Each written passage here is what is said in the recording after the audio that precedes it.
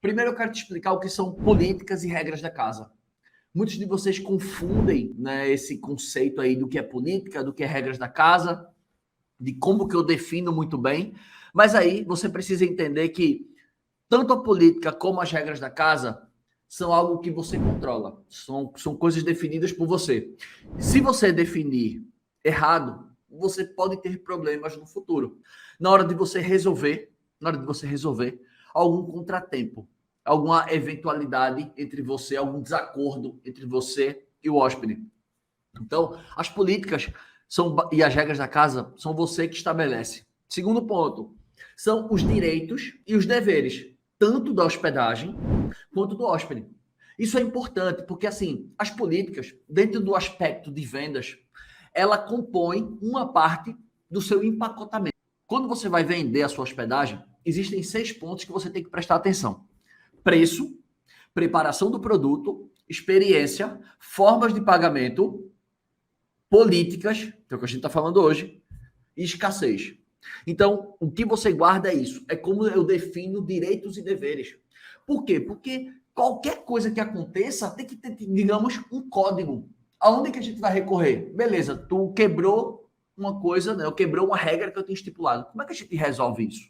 Né? Imagina se a gente não tivesse uma legislação, por exemplo, um código penal, um código civil, um código de direito do consumidor.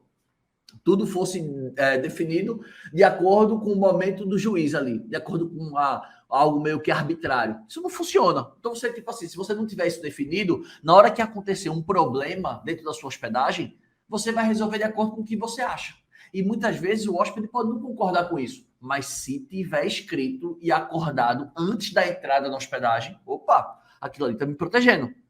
Terceiro ponto: as políticas e as regras da casa servem como um código de conduta. Como que eu espero que você se comporte?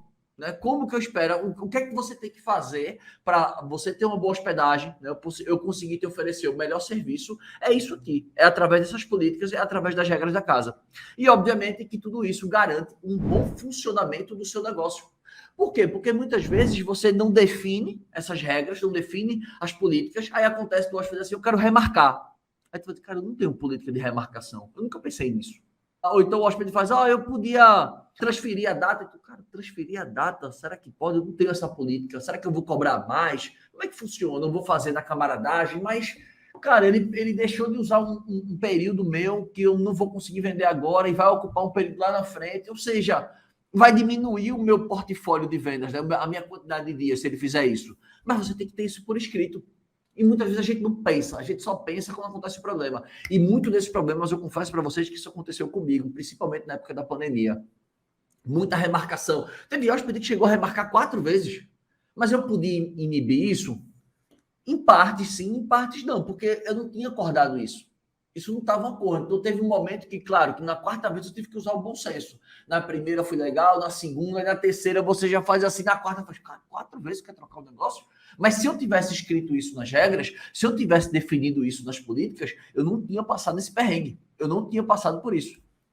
Então, por que você deve ter atenção nisso que eu estou falando?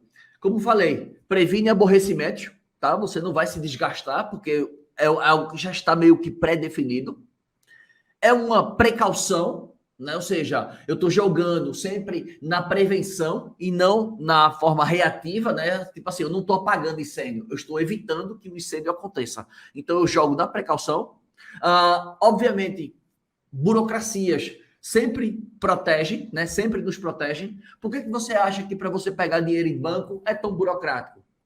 Por que você acha, muitas vezes, para fazer alguma coisa num órgão público é burocrático?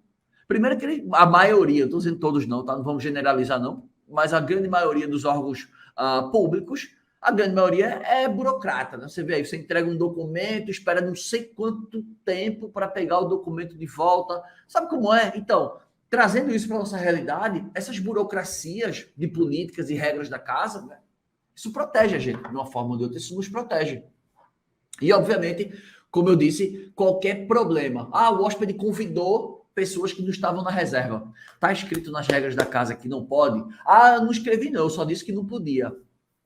Como é que eu vou cobrar alguma coisa que não está escrito? Entende? Então, não pode convidar hóspedes. Só quem não pode convidar, os hóspedes não podem trazer convidados, ou só os hóspedes que podem utilizar as áreas comuns do condomínio, onde está localizado meu flat, meu apartamento, minha casa, só os hóspedes que podem utilizar, ou na minha pousada, os hóspedes que tiverem acesso, sei lá, que fizerem reserva nesse período, podem cancelar com X dias nessas políticas. Então, digamos que tudo isso são formas de você resolver problemas e meio que alinhar.